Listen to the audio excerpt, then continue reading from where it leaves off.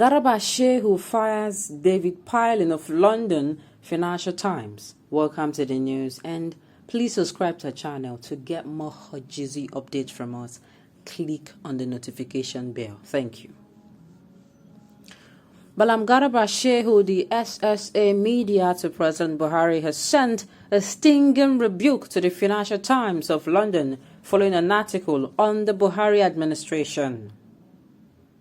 The article was titled, "What is Nigeria's Government For?" and authored by David Pilin and the newspaper's edition of 31st January 2022. My own is, people always come out and tell are you people noticing this? Something like this have happened in the past where somebody came out and said, you people, look at what you're doing. And they are going back to, they are being petty. They are replying the person. The way Nigerians behave, and they say Nigerians are lazy. Yes, now, on Twitter, this is like, it's your own, not, does everybody not know you? Somebody will not reply. Before you know, that thing is going viral and viral. It's the same thing. Me, I feel they should use this particular energy they are using to attack these people or to reply back.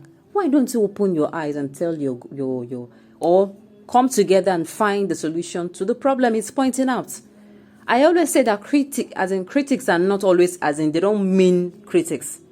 A good person, that critics, yes, bad review for you is actually a lesson to you, because if they don't come and tell you, this area, we are not doing well in this area, you're not going to learn.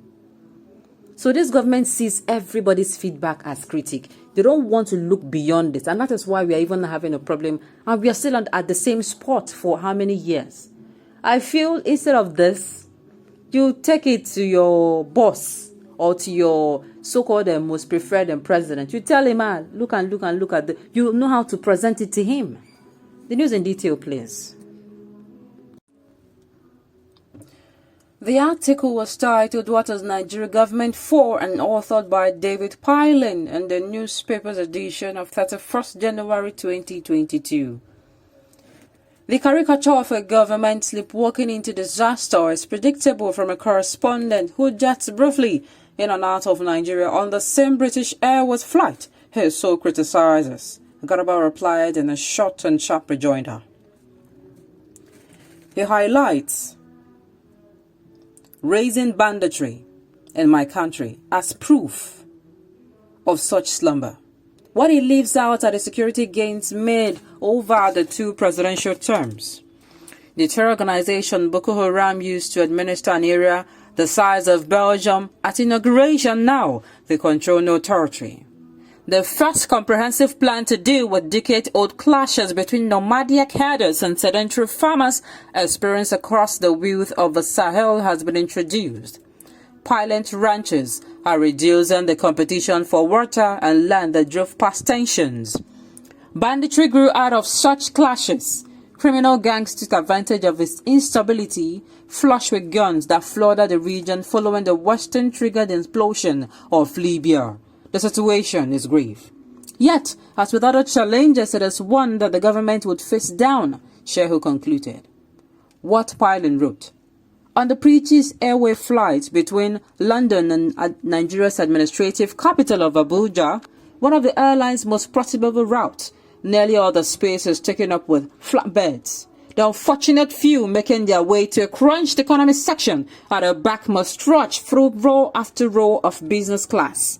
Evidently, there is plenty of money to be made in Abuja's corridors of power. Nigeria's economy may be flat on its back, but the political elite flying to and from London will plan the flight flat on theirs too. Next year, many of the members of the government will change, though not necessarily the bureaucracy behind it.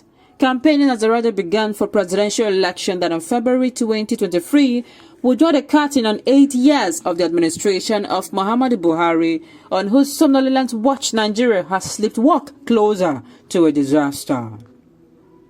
Buhari has overseen 2 terms of economic slump, rise in debt, and a calamitous increase in kidnapping and banditry.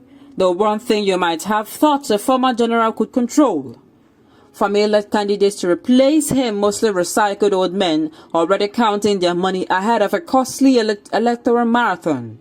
It takes an estimated $2 billion to get a president elected. Those who pay will expect to be paid back. There are some promising candidates. If Yemi Osibanjo, the technocratic vice president, were miraculously to make it through the campaign ticket and emerge as president, the hearts of Nigerian optimists will beat a little faster. But that may be to underestimate the depth of Nigerians' quagmire. The problem is not so much who is the government as the nature of government itself. Nigeria's administration is forward by, although not its economy, more than 90% of output is generated from non-oil activities. But for decades, the business of the government, whether military or, since 1999, democratic, has been to control access to oil revenues and earn patronage by spreading petrol dollars to federal and state supplicants. Outside oil, governments raises a petty amount of revenue, proportionally much less than other African states. Since the provision of service is so there, no one who affords to pay taxes is willing to do so. Nigerians with money opt out of a system. They send their kids to private school, attend private hospitals, employ their own private security, and generate their own power. The state borrows ever more heavily to fund what little capital expenditure there is and service mountain debt. Like a giant leech at the top of a body, politic government is essentially there to fund itself. This track the aspiration of millions of highly capable Nigerians. Officials extract rent by controlling the access to business opportunities. The objective thus becomes to slow down investment, not speed it up. Almost all the energy, drive and wealth creation in Nigeria happens outside government. New unregulated businesses in the booming tech sector, fashion, design and the creative arts are flourishing.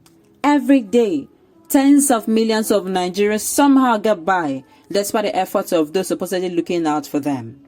As is said of India, Nigeria grows at night while the government sleeps.